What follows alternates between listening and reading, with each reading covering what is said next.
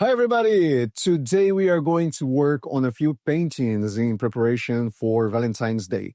And for that, we will need paper or canvas, pencils, paints. I'm using acrylics, brushes, water, cloth, something to mix the paint, or your own paint mixes. The first painting is a double portrait, and for the sake of practicality, I have already transferred my sketch to the canvas and I'm going straight into the painting stage. However, if you want to learn this step, there are several videos covering portrait drawing in different styles. So in this painting, we are not focusing on facial features or anatomical detail. The goal is to block in flat areas of colors. Each major shape is defined by its color. This simplifies the process and removes the need to think about detail or texture. The brush strokes themselves will provide all the texture and visual interest needed for these compositions, okay?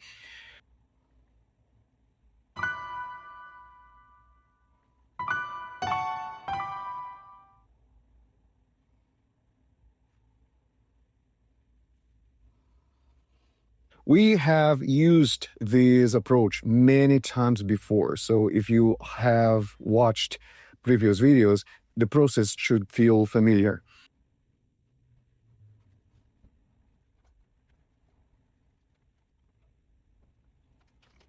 Optionally, you can add a light amber wash to introduce some shadow and a bit more visual interest. But the composition is still very minimalist, built from simple color blocks with texture coming entirely from the brushwork.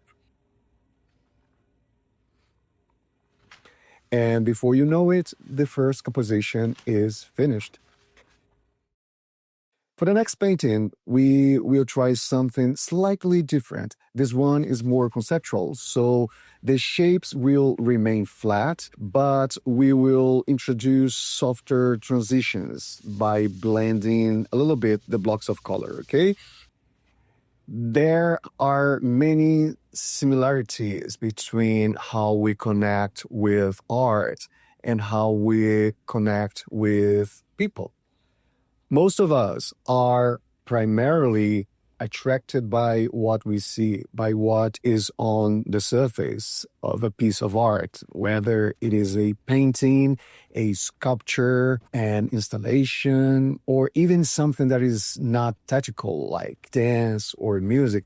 But it's not rare that even if we have already heard of something, we will only feel actually attracted to it once we get to see it. And there is no reason to be embarrassed about this because all relationships start like that. It's part of our biological wiring, and there is absolutely nothing wrong with it. That initial stage matters because it is what ignites curiosity and the willingness to learn more. In art, the surface captures attention, but the structure underneath, the meaning behind the concepts, the stories it holds, these are what truly create a connection. That's why I often say that art doesn't have to be beautiful, but it has to make you feel something. Many of you have probably seen pieces that are technically beautiful. They have the right theme, the right concept, the colors, the proportions, the scale, everything is correct. And yet, none of it is enough to make the piece memorable or make you want to live with it. This is because without meaning, beauty is empty. And I'm not suggesting that the pieces we are making today or that any that we have made are profoundly meaningful. Far from that. What I'm saying is that while there is nothing wrong with trying to make a piece that is technically beautiful, if beauty is all that the work has to offer, there will be not and not structure to sustain a relationship with the viewer, and it will eventually collapse. Early connection is only the opening layer. What matters is what comes after. As artists, we are constantly dealing with expectations. We want to be loved. We want to be understood. We want to be taken home. We want to be kept at something precious. Some may not admit it, but deep down, we are all like that.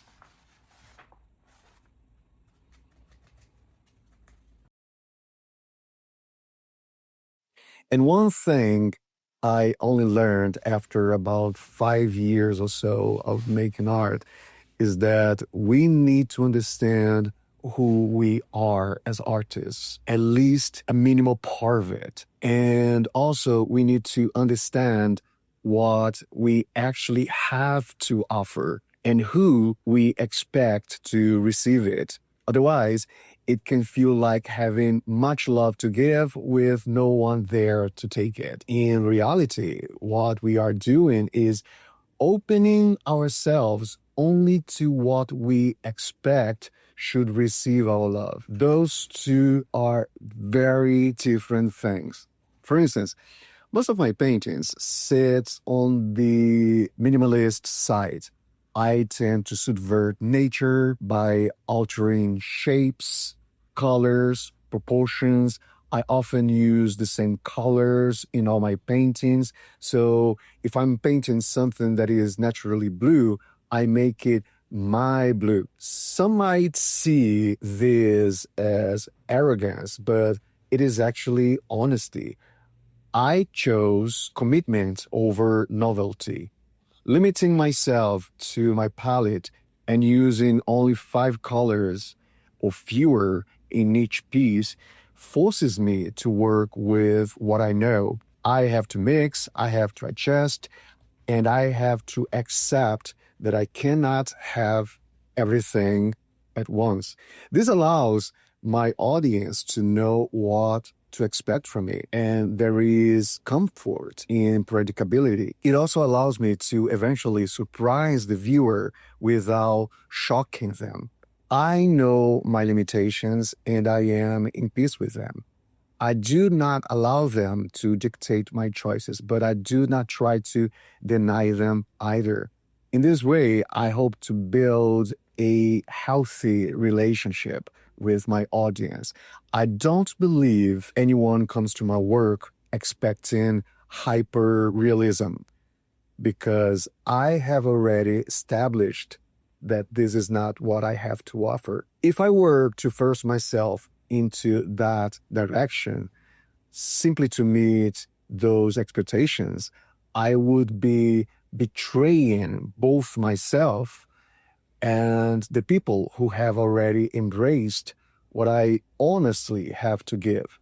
There is nothing wrong with adding spice to your work or subverting your own concepts. Just be aware that this can lead to confusion and sometimes to fractures in your relationship with your audience.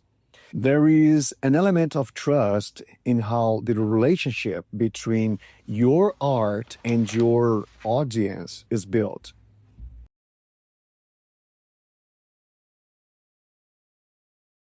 Without trust, you overcorrect, you hesitate, you keep fixing things that aren't broken. You are in a constant state of anxiety, overstimulation, and expectation. On the other hand, with trust, decisions become clearer. You stop trying to control every outcome. If something you did is not your audience favorite, that's okay.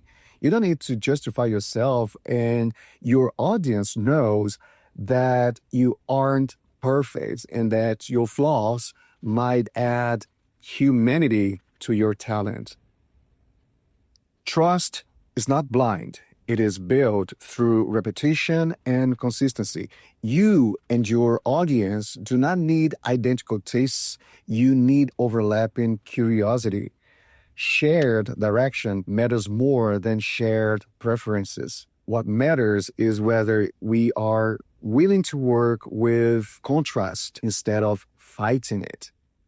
Communication is not decoration, it is structure.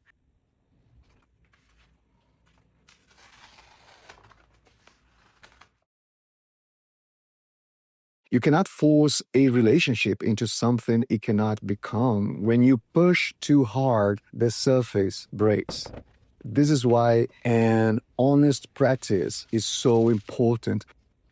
Perfect relationships do not exist. What exists is honesty, is effort, and a willingness to adjust. When you stop chasing an ideal image and start responding to what is real, things become more alive. That is one of the greatest values of making art. Not perfection, not output, but learning how to stay present, responsive, and honest over time. Art is not much different from life. It trains the same muscles: patience, trust, listening, commitment. If you can practice this with your compositions, you can practice them anywhere.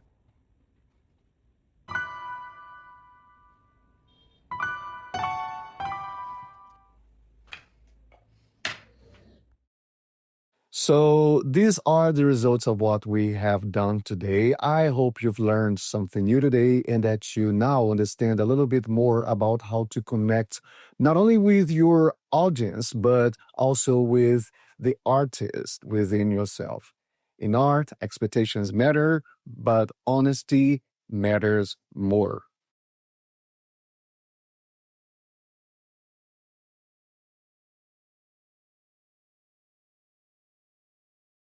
As always, keep on practicing and thank you for joining us.